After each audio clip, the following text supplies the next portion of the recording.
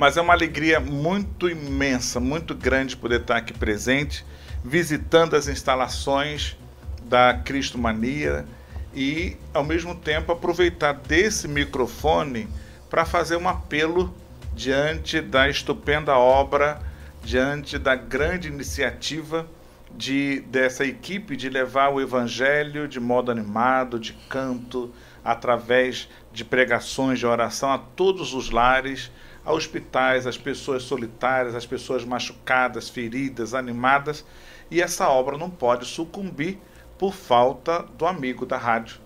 Então eu venho aqui visitando as instalações, vendo pessoalmente como as nossas contribuições são empregadas e aproveito, antes de qualquer coisa, fazer uma solicitação aos ouvintes para que reforce cada vez mais o seu compromisso, né, em a sua ajuda. Nós mantemos essa obra que é de Deus, que tem os seus servos e todo um aparato externo que precisa da sua contribuição.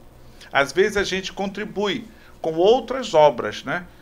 Às vezes distantes, muito longe e tal, mas é importante a gente também se empenhar, sobretudo, com essa obra concreta, tangível, visível, que todos podem acompanhar de perto. Então, amigos, né, sócio, contribuinte, né, reforce todos os meses essa sua contribuição, porque é uma aplicação que vale a pena. E Deus agradece e, com certeza, abençoa na sua infinita generosidade a todos aqueles que venham a se manter unidos, fiéis a essa cooperação com essa iniciativa tão bonita de levar o Evangelho ao coração, aos lares, aos ambientes de trabalho e a todos os lugares por onde quer que venhamos estar.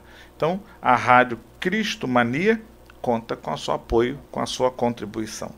Feita a minha propaganda, que é uma propaganda do bem, porque os nossos olhos veem, né, a aplicação da sua doação, e a gente vem dar testemunho da seriedade da aplicação daquilo que você doa. Então seja um sócio evangelizador da Cristo Mania e entrando no site www.cristomania.net.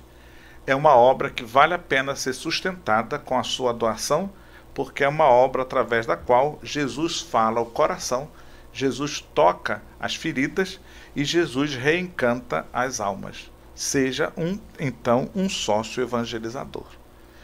E feito isto, nós estamos aqui na cidade de Três Rios, fazendo a nossa visita pastoral na paróquia de São Sebastião.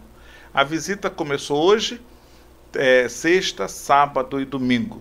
Eu costumo dizer que é uma visita pastoral que já foi precedida por uma visita administrativa e já foi precedida por uma outra visita que colheu dados concretos da vida da paróquia.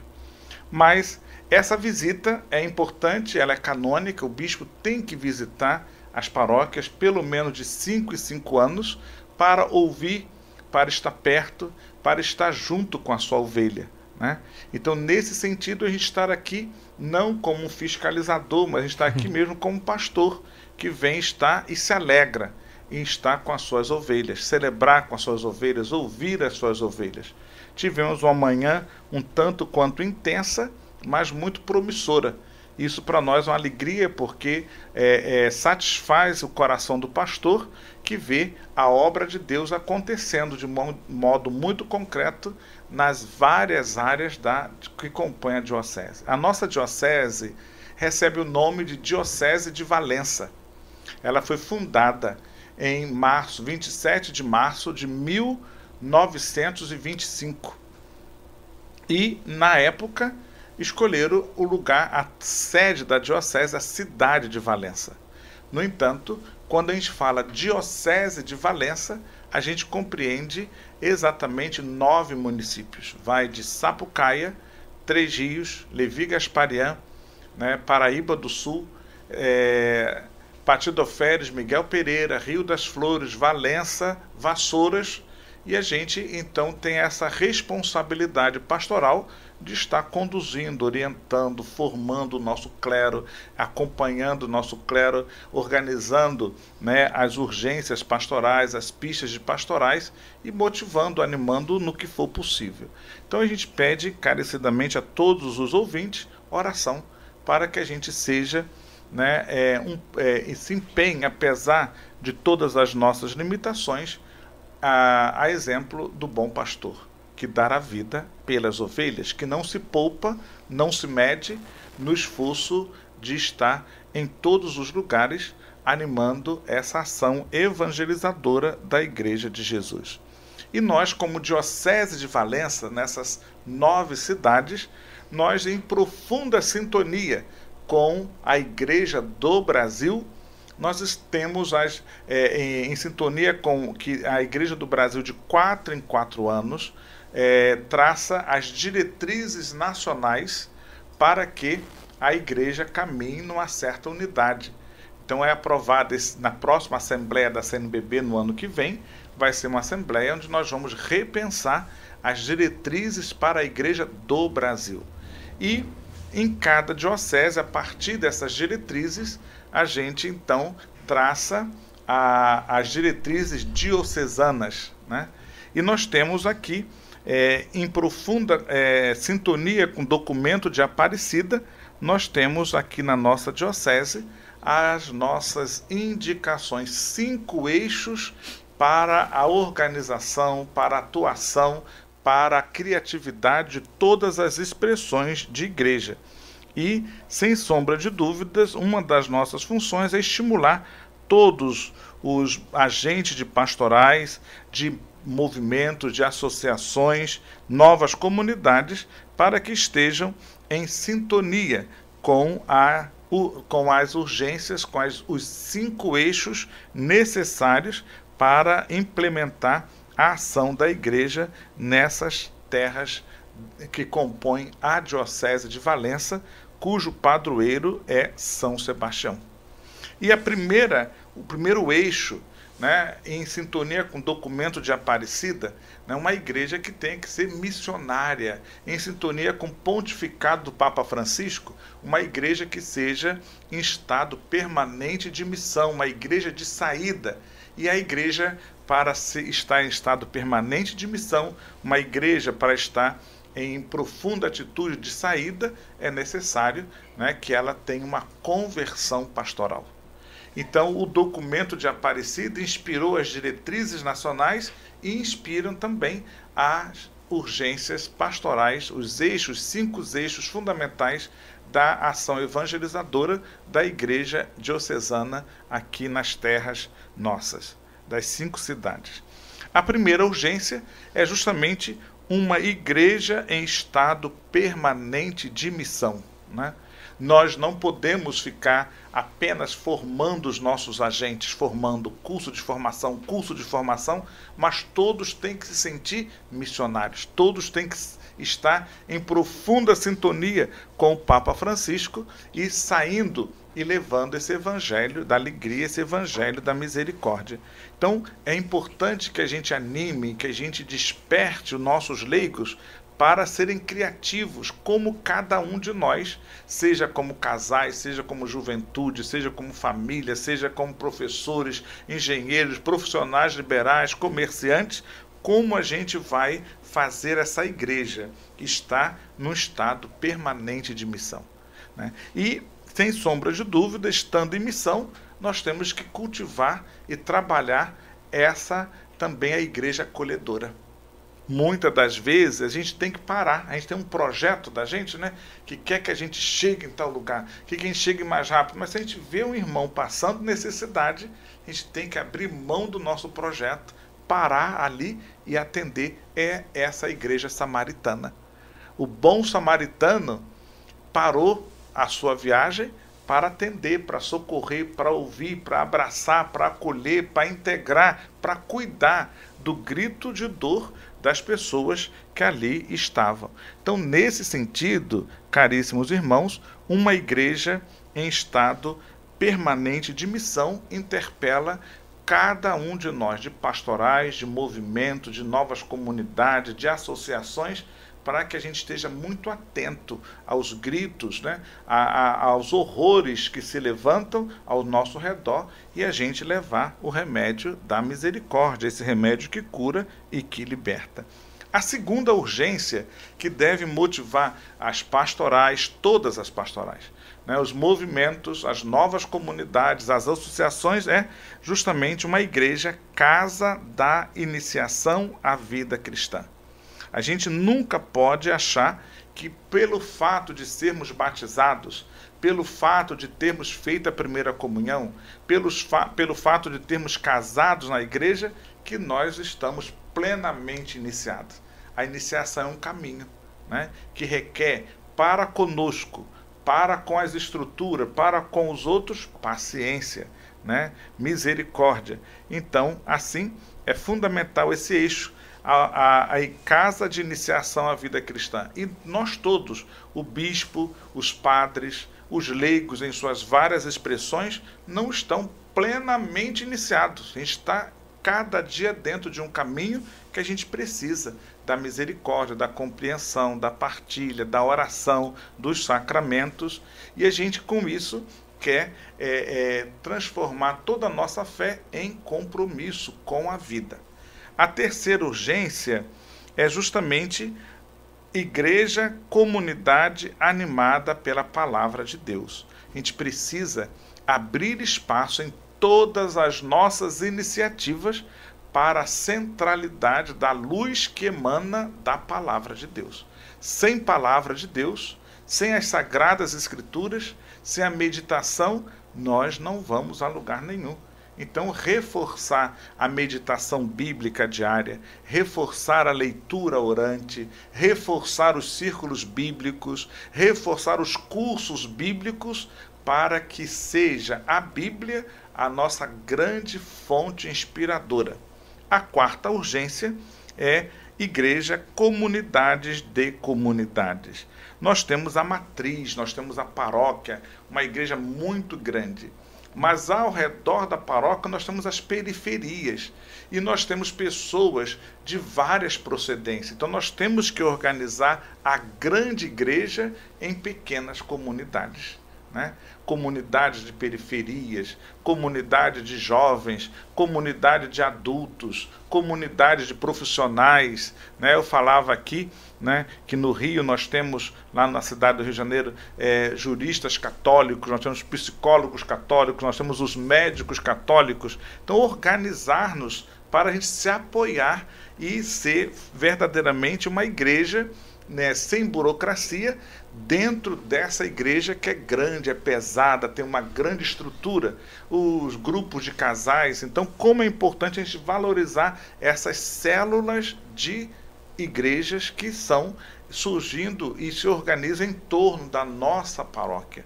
Então essa é uma grande urgência, porque na pequena igreja, na pequena comunidade, a gente pode falar, a gente pode chorar, a gente pode se alegrar, a gente enxerga o outro que está passando necessidade, o outro que está doente, o outro que teve um óbito na família, o outro que está desempregado, e ali a gente pode ser mais atencioso, mais misericordioso, mais acolhedor. Então é muito importante que seja movimentos. Enquanto a gente tem aqueles grandes eventos de massas, a gente não pode se esquecer de fomentar essa colegagem, essa fraternidade em pequenos grupos que formam a grande grupo, a grande comunidade. E a quinta urgência é justamente uma urgência que no coração do pastor, no coração do bispo, é uma angústia diária, né? É justamente igreja misericordiosa a serviço da vida plena para todos. A vida tem sido ameaçada desde a vida intrauterina, com esses projetos de leis malucos, com essas propostas de legalização do aborto, despenalização do aborto. A gente viu recentemente nas mídias, na audiência pública do Supremo Tribunal Federal, tantos argumentos sem pé e sem cabeça, meio esdrúxulo, meio doideira total, né? Então a vida, onde deveria ser protegida, já está ameaçada, né? E a gente vê também a vida sendo ameaçada nas crianças.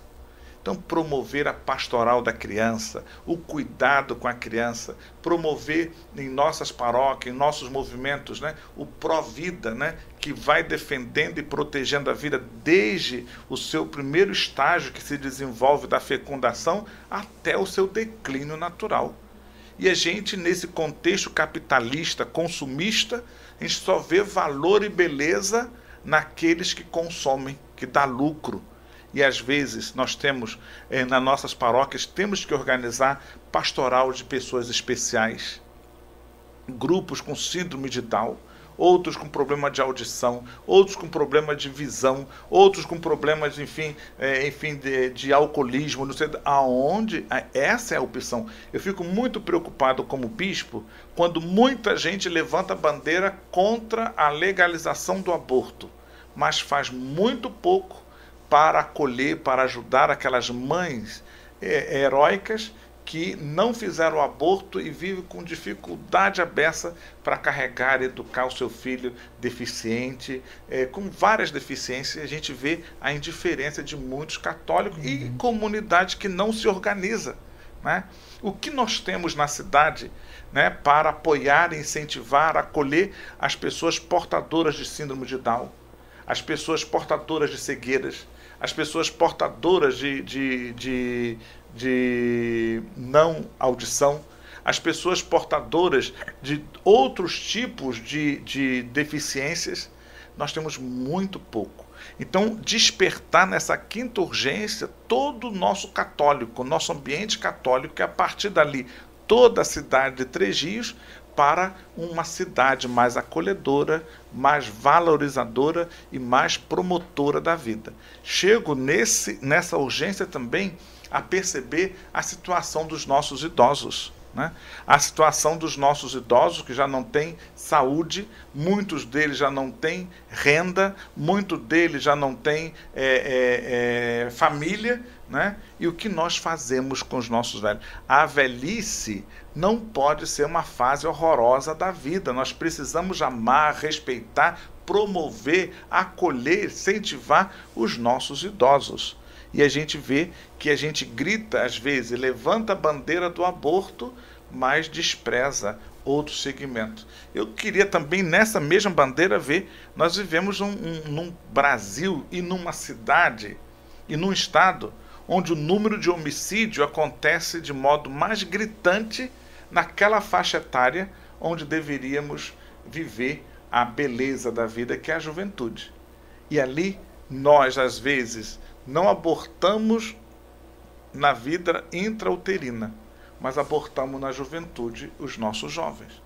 Quando a gente vê, né, as drogas crescendo, né, quando a gente vê a violência crescendo, o alcoolismo crescendo, e a gente não se organiza enquanto povo de Deus para defender, promover, embelezar a vida desses jovens. Então, com essas 5 urgências, a diocese acrescentou uma sexta, que é justamente a juventude. A juventude que está no coração da igreja. A juventude nunca esteve no coração da igreja como está hoje, né? O Papa Francisco convocou um sínodo, o primeiro sínodo da história da igreja, para tratar da juventude. E o Papa Francisco foi profético, foi corajoso, ouviu todos os jovens de dentro da igreja, os de fora da igreja, os que não querem ver a igreja nem pintado. O Papa abriu um canal virtual para ouvir as queixas desses jovens e chegaram mais de 100 mil contribuições, e o Papa sistematizou, e a partir de 3 de outubro até 28 de outubro vai estar acontecendo em Roma o Sínodo da Juventude. E a igreja toda, diocesana, não, a igreja do mundo inteiro está muito atento, rezando, pedindo luzes a Deus, para que nesse sínodo o Papa, após ouvir a igreja do mundo inteiro, vai então fazer uma exortação apostólica pós-sinodal, dando pistas, eixos e encaminhando a igreja para esse trabalho junto à juventude. Queira Deus, a igreja de Três Rios e todos os que nos ouvem possam estar unidos ao Santo Padre e aos bispos sinodais para ali estarem rezando e acolherem as luzes que o Espírito Santo nos vão conceder. Então, para nós, essa visita pastoral é uma alegria muito grande. A gente tem muita fé, muita força, muita alegria com a Igreja de Três Rios. E a gente sabe que não faltam leigos e leigas dando a sua vida para a dilatação do reino de Deus aqui presente.